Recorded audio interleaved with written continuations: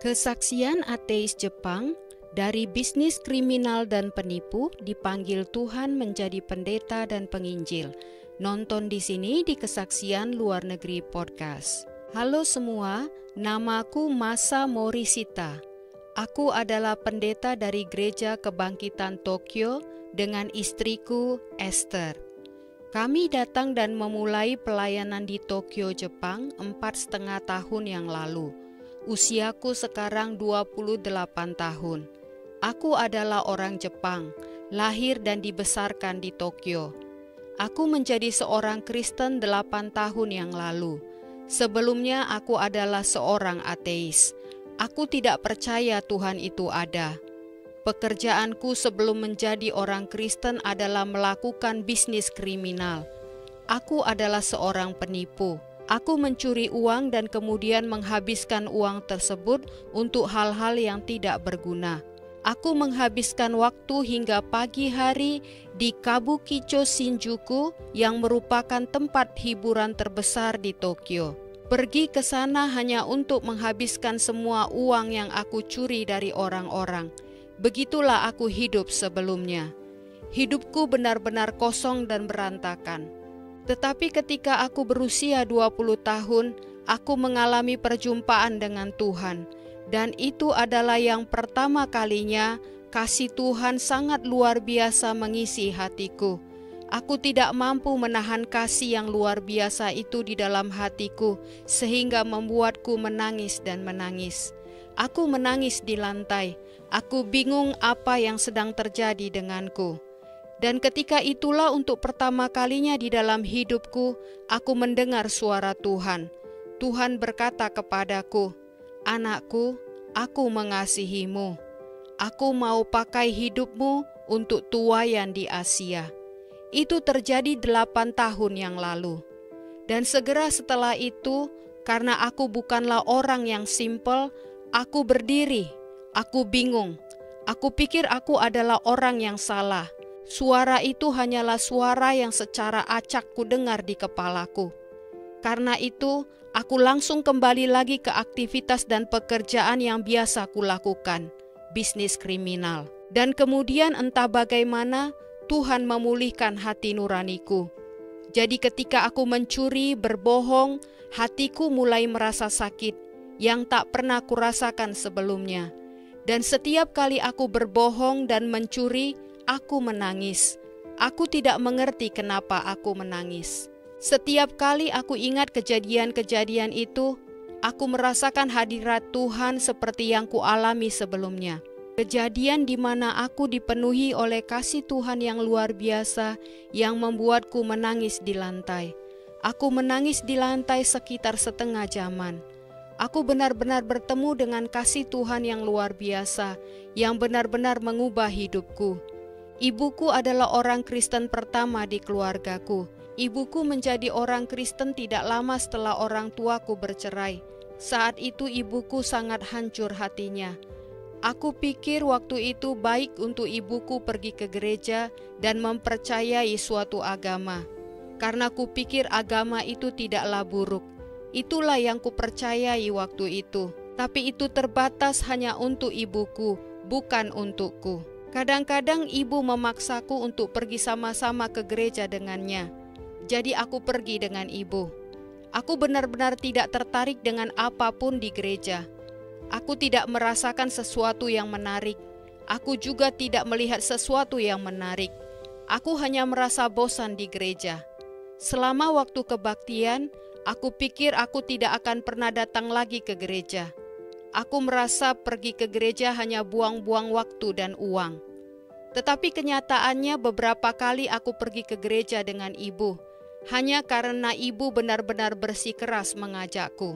Dan suatu waktu ketika aku pergi ke gereja dengan ibu, seorang misionaris Amerika mendatangiku dan dia ingin mendoakanku. Dan aku tidak mengharapkan apapun akan terjadi, karena ibuku nyatanya selalu berdoa untukku. Aku pikir siapapun bebas mendoakanku, sepanjang orang itu tidak menagih biaya apapun, orang tersebut bisa berdoa untukku. Dan kemudian misionaris itu pun berdoa untukku. Saat dia berdoa itu, sesuatu terjadi padaku. Hatiku dipenuhi oleh kasih Tuhan, kasih yang tidak bisa kujelaskan dengan kata-kata, kasih yang tidak pernah kualami atau kuterima dari manusia, dan kasih itu begitu luar biasa. Aku menangis dan menangis dan menangis. Aku bahkan tidak bisa berdiri. Aku ada di lantai menangis sekitar setengah jaman, dan ketika itulah aku mendengar suara Tuhan. Dan setelah itu, aku masih berjalan jauh dari Tuhan. Kemudian ada sekitar 5 orang berbeda yang tidak kukenal, di situasi yang berbeda dan di waktu yang berbeda. Mereka masing-masing menemukanku dan berbicara padaku. Masing-masing mereka berkata, "Aku tidak mengenalmu dan engkau juga tidak mengenalku. Tetapi aku merasa Tuhan mengatakan kepadaku untuk berbicara kepadamu tentang sesuatu. Aku merasa Tuhan mau memakai hidupmu menjadi salah satu pemimpin untuk tuaian besar di Asia." Setelah yang kelima kali terjadi seperti itu, aku sudah tahu apa yang Tuhan sedang lakukan. Tuhan sedang mengejarku. Aku mengerti aku tidak bisa lari kemana-mana. Meski jika aku ada di kamarku di rumah, Tuhan dapat mengejarku. Kemanapun aku pergi, Dia tahu kemana aku pergi dan Dia mengejarku. Aku begitu dipenuhi oleh takut akan Tuhan, hormat dan kagum akan Tuhan. Ketika orang kelima yang tidak kukenal datang dan berbicara padaku, aku berkata kepada Tuhan, "Oke Tuhan, ini cukup. Aku tahu bahwa Engkau adalah Tuhan dan Engkau Tuhan yang hidup dan Engkau mau memakai hidupku. Saat ini aku menyerahkan hidupku kepadamu." Hal ini terjadi ketika aku berusia 20 tahun, dan ini terjadi di Tokyo. Kejadian ini tidak terjadi melalui orang-orang atau hal-hal lain, tetapi ini benar-benar Tuhan sendiri. Tuhan mengejarku. Tuhan itu hidup.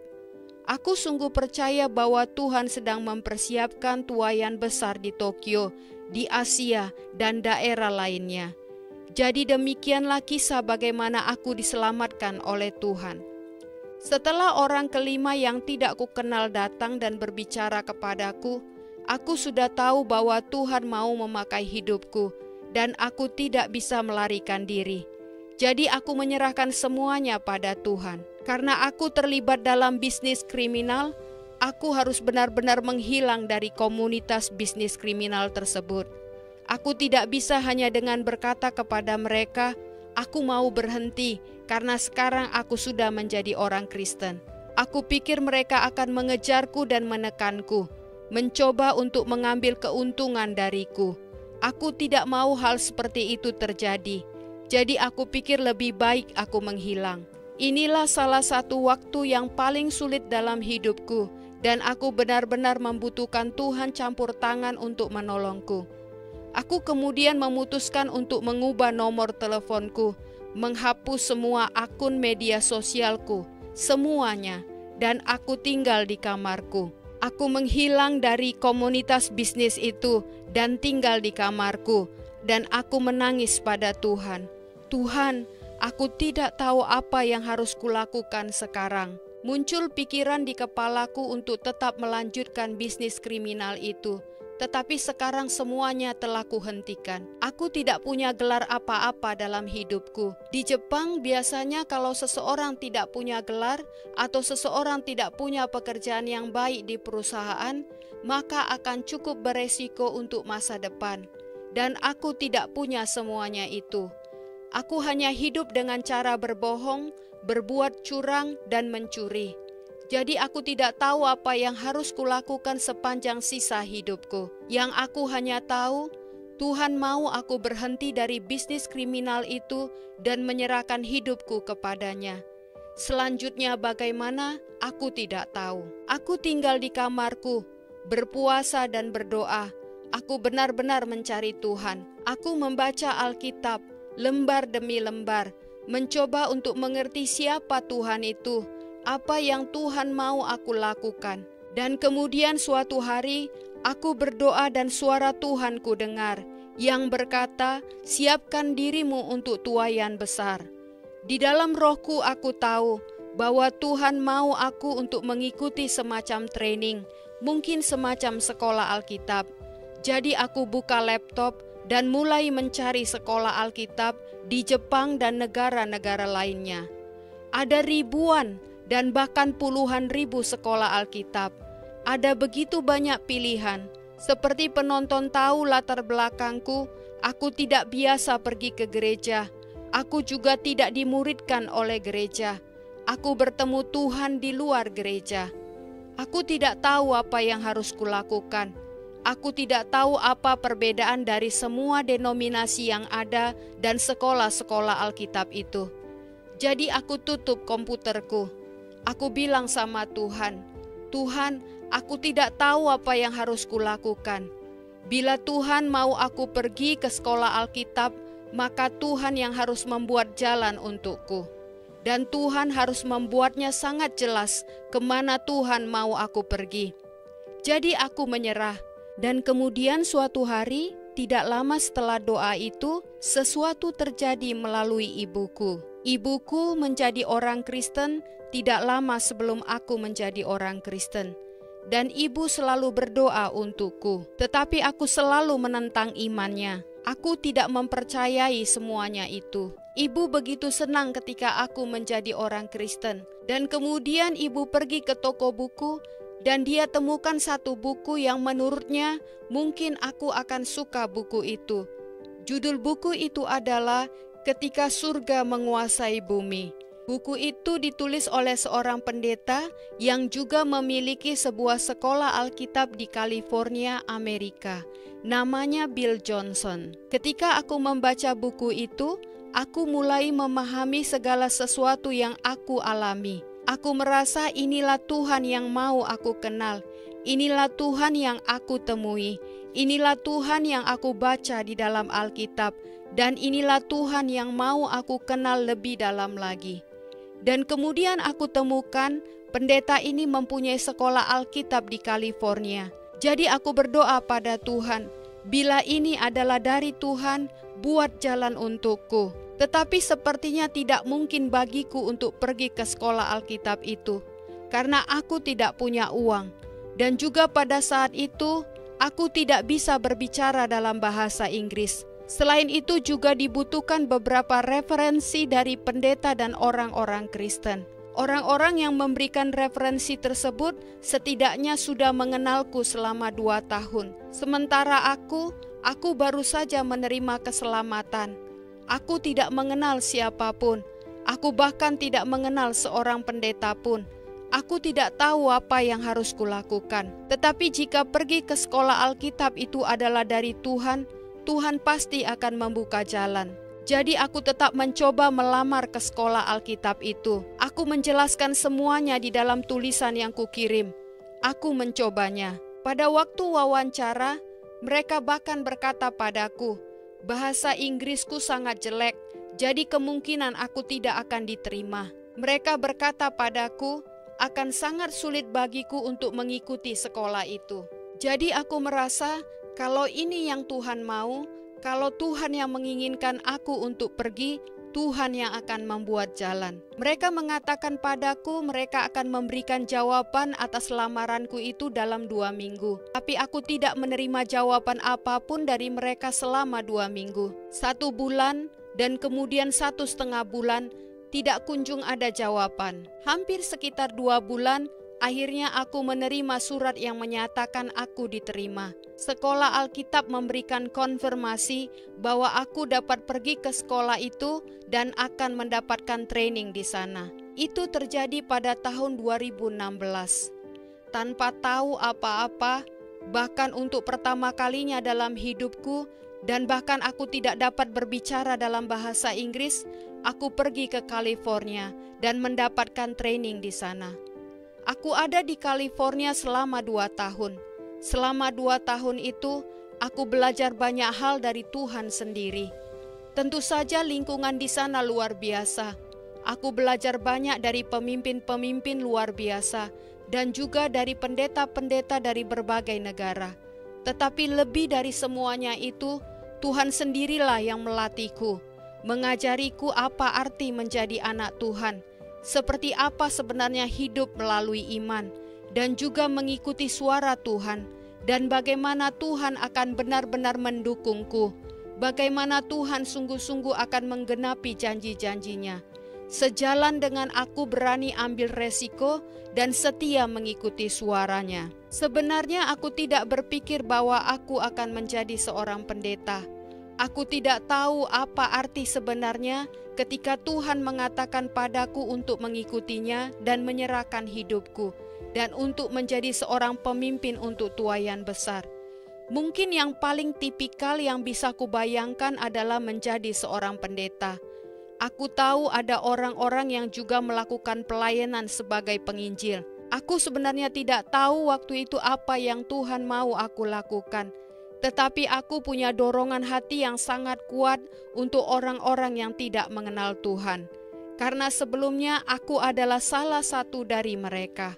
Aku juga seorang ateis. Ketika orang-orang menginjiliku, aku menentang mereka. Aku membenci mereka. Aku mengejek mereka.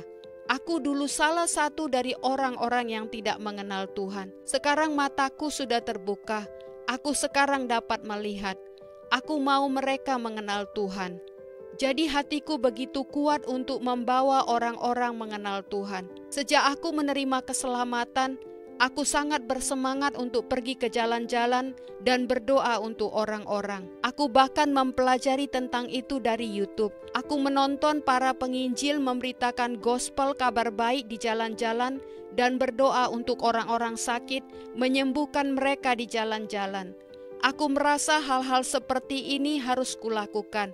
Aku mau orang-orang mengenal Tuhan. Jadi hatiku begitu kuat untuk melakukan itu. Awalnya, aku sebenarnya tidak mau kembali ke Jepang. Alasannya karena aku tahu begitu banyak sisi gelap dari negara ini, khususnya Tokyo. Aku dulu seorang penipu. Aku bisa melihat semua sisi gelap. Aku melihat sisi gelap dari masyarakat. Dan aku juga melihat semua ketamakan, semua pemikiran yang berbelit-belit yang orang-orang miliki di Tokyo. Jadi itu adalah alasan pertama. Alasan yang lain, karena aku dulu adalah bagian dari mereka. Jadi aku sangat takut kalau mereka akan menemukanku, karena aku menghentikan bisnis kriminalku. Aku hanya menghilang dari mereka, karena aku tidak tahu apa yang harus kulakukan. Aku tidak mau melihat mereka lagi. Aku tidak mau bertemu mereka lagi setelah menjadi orang Kristen waktu itu. Aku hanya ingin memisahkan diriku dari mereka. Aku tidak mau mereka menemukanku lagi atau mengejarku. Tidak mau. Aku tidak ingin mendapat masalah dengan mereka. Itu sebabnya aku tidak mau kembali lagi ke Jepang. Selama waktu trainingku di Amerika, Tuhan benar-benar berbicara banyak padaku tentang rencananya buat Jepang. Aku ingat suatu waktu aku sedang berada di rumah doa di Amerika dan Tuhan bahkan berkata bahwa Dia akan membalikkan Jepang. Kekristenan di Jepang hanyalah sekitar 1%, tetapi Tuhan mau membalikkan bangsa ini dari 1% menjadi 99%. Aku percaya itu bahkan bisa jadi 100%, tetapi aku pikir Tuhan hanya menggunakan ini sebagai metafora bahwa Tuhan akan membalikkan bangsa ini dengan mudah. Tuhan dapat membalikkan bangsa yang paling tidak terjangkau sekalipun menjadi bangsa yang akan mengirimkan banyak pemimpin ke berbagai penjuru dunia dan juga banyak misionaris ke berbagai tempat di dunia. Pada awalnya aku tidak mengerti. Aku hanya menulis segalanya di buku jurnalku. Aku hanya ingat Tuhan benar-benar memberikanku benih mengenai pengharapan untuk Jepang di dalamku, untuk mempersiapkan diriku untuk kembali ke Jepang. Singkat cerita, setelah aku lulus dari sekolah Alkitab, aku bertemu seorang wanita yang kini menjadi istriku. Dia juga alumnus dari sekolah Alkitab yang sama. Yang menarik, dia memiliki hati yang sama dan visi yang sama untuk Asia. Tuhan berbicara kepadanya. Dia juga memiliki cerita radikal dan Tuhan memanggilnya untuk tuaian besar di Asia.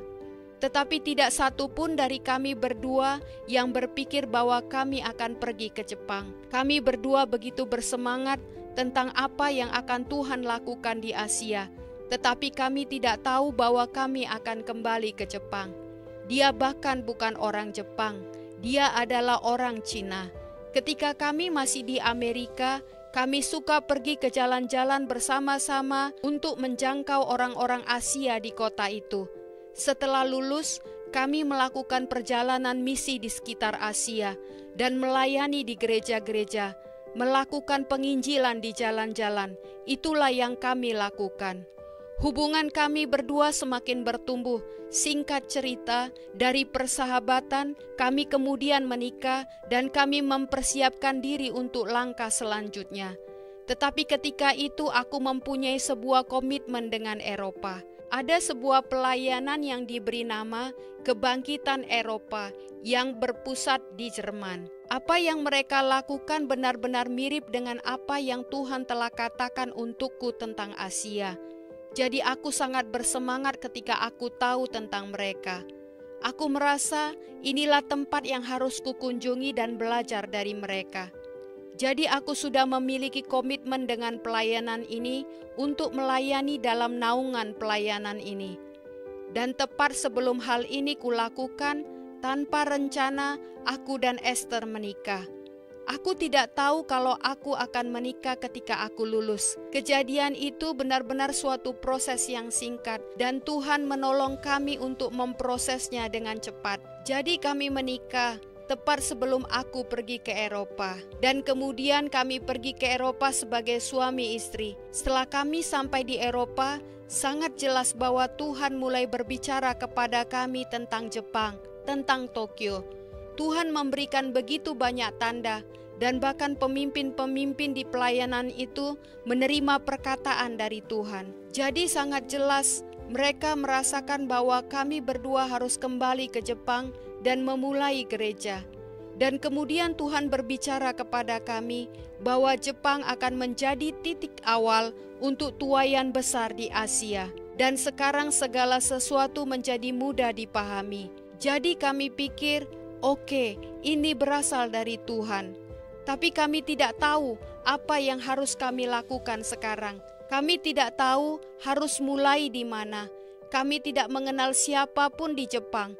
Aku meninggalkan Jepang ketika aku menjadi orang Kristen. Aku tidak punya koneksi siapapun. Aku hanya mengenal ibuku. Yang kami tahu ini berasal dari Tuhan. Jadi kami pergi ke Jepang dengan hanya membawa sebuah koper, tanpa tahu apapun, tanpa uang, tidak ada apapun. Dengan hanya sebuah koper, kami berdua melakukan penerbangan ke Jepang. Yang menarik, ada orang-orang yang mendengar tentang kedatangan kami kembali ke Tokyo. Kemudian mereka datang bersama-sama dan kami memulai sebuah persekutuan. Inilah awal dari pelayanan kebangkitan Tokyo. Ini terjadi pada tahun 2019. Kami melihat banyak orang yang diselamatkan melalui pelayanan ini. Kami melihat orang-orang dengan mudah diselamatkan. Orang-orang Jepang sangat terbuka untuk Yesus. Puji Tuhan, sampai bertemu di episode berikutnya.